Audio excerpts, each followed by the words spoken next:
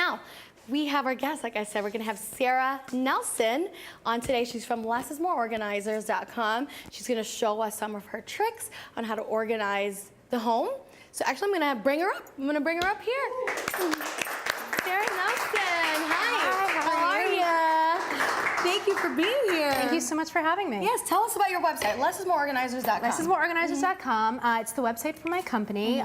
We specialize in getting busy families organized. And essentially what an organizer does is we go into your home and we help you transform your perhaps cluttered, chaotic rooms into beautiful, functional, clutter-free spaces that work. So there's a lot of us that need that.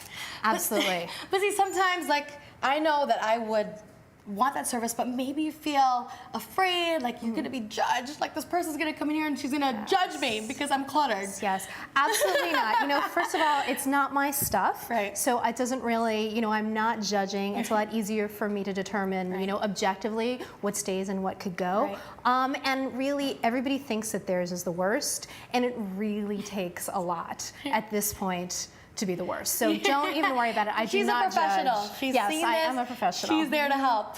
Now tell us about your tips, because I'm very interested. It's spring cleaning. I know that I, in my house, am ready for this. Tell us what we could do. So, you know, the kitchen is one of the most common areas to benefit from annual bouts of spring cleaning. And what I wanted to do today was look at some easy ways to clean out, find space, and create order within a kitchen and a pantry. And one of the best things to do when you start any sort of organizing product, the first step is to clean out. So you're gonna pull everything off of the shelves and out of the drawers, and then just gonna clean it out, you know, with a paper towel, rag, maybe, you know, a simple cleaner like this. There are quite a few environmentally friendly, family-friendly, non-toxic, biodegradable cleaners out there that I love to use easy. And you can also use equal parts vinegar and water for the same effect. I use Stuff that we have at home, right? Stuff that you have at home. You know, one of the sort of themes that's going to be running through the tips is that organizing doesn't have to be expensive. So that's another, you know, inexpensive way.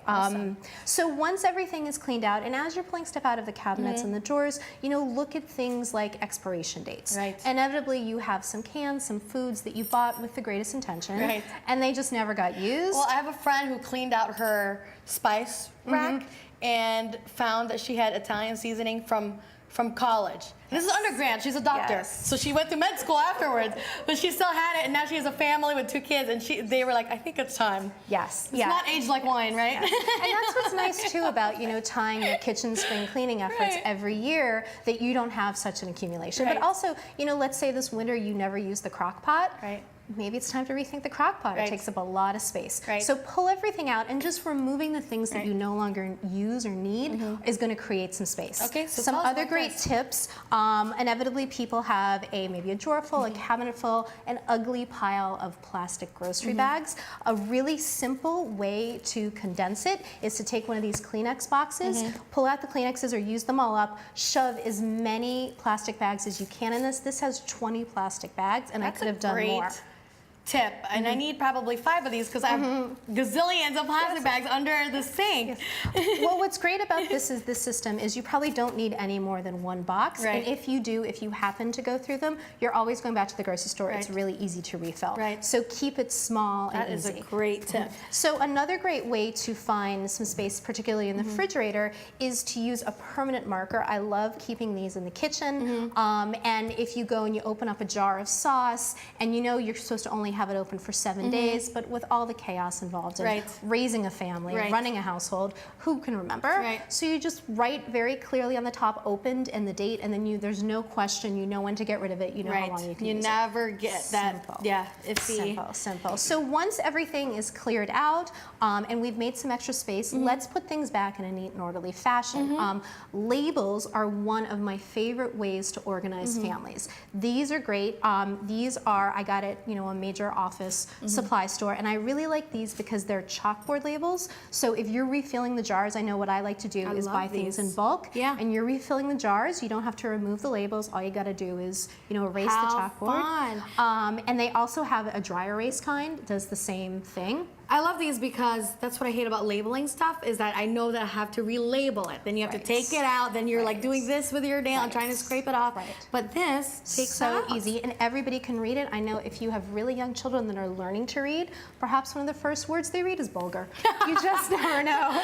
Right. Easy. Now how about this tip here? And this is a great in-drawer organizer. Many people have drawer organizers for their silverware, but you should really use it for all the different smaller utensils within your kitchen. This has long slots and it's designed for long spatulas and spoons and things like that. I like to separate drawers by cooking utensils, flatware, serverware. So it's just easier when you cook to reach for something you're not searching everywhere for them. Yes, absolutely. That is great. And you could put, especially if you love to entertain, even if you don't like to entertain, you want to put things away where they are and not mixed in with your everyday stuff, right? And what's really, what's really nice about the labels into this, it's lots of people are using the kitchen, and this lets everybody know where things are, where they go to help you put them back. It's a great system. Right, and you have some tips also for our cabinets, basically. So let's show us that. We're gonna move over here because you have some great tips for this. Sure, and this is a little organizing tool that when I finally got one of these, it made me so much happier to use my kitchen, and I love to cook. And I had, which probably most people have, this really unwieldy stack of pots and, or not pots, but pans and cooking trays and sheets and all this stuff, and inevitably you need the one on the bottom, and you take it out, and there's all sorts of noise, and you're worried you're gonna wake somebody up, and it's just a mess. So this is a vertical pan organizer, really easy to find. I like that this one is sort of coated in plastic, so it's not going to rub against any of your, Teflon trays. And yeah, you stack things vertically. It takes up a lot less space. You only have to move one, maybe two. You see there's a lot more space in there for additional trays. It's a great space saver for the kitchen. And you have frying pans too that you want to organize. I mean, it's just so important to be able to cook faster. A lot of people say they hate to cook because it takes a long time. So if this will help you find your tools much easier, that's a lot less time to spend. It'll make you move faster, cook faster. So that's great. Now this is awesome too. And this is a lot of times the best way to find space in the kitchen is to go vertical. And oftentimes we have these cabinets where we filled the bottom layer and you have additional space. And this is just a simple riser. It comes with lots of different colors and materials. And in this case, we're using it to store some cans, but it can also be used, a great place to use it is actually under the sink where there's often a lot of vertical height. Maybe you put sponges and smaller things on the bottom, but then on top, maybe some cleaners, things like that. It's also great for bowls, maybe bowls on the bottom and plates on top. Anything they have ones that you have double stack it depending on how tall your cabinet is. That is great because there are a lot of cabinets who, let's say, don't have the notches, where you can put the shelves, or you just don't know where to get them or whatever. This is just, it just helps. It's really helps. Well, thank you so much for all the tips. My pleasure. Now tell us then, again, tell the viewers about your site, and before you leave, I want to help me announce the first winner of our cookbook contest. Now tell us again the website and where they could find you. Sure, so my website is lessismoreorganizers.com, and I visit families in the Chicago area, and if you're outside of Chicago, you can sign up for my monthly newsletter, which is also, the sign up is on my website, and you can also follow me on Facebook, which is lessismoreorganizers.com, or Facebook/lessismoreorganizers.com, and I often post tips as well as some of my favorite products, before and after pictures, and that's where people can also write into me to ask me questions. I'm always happy to give a good free tip here and there. That's awesome. So make sure that you follow Sarah, lessismoreorganizers.com.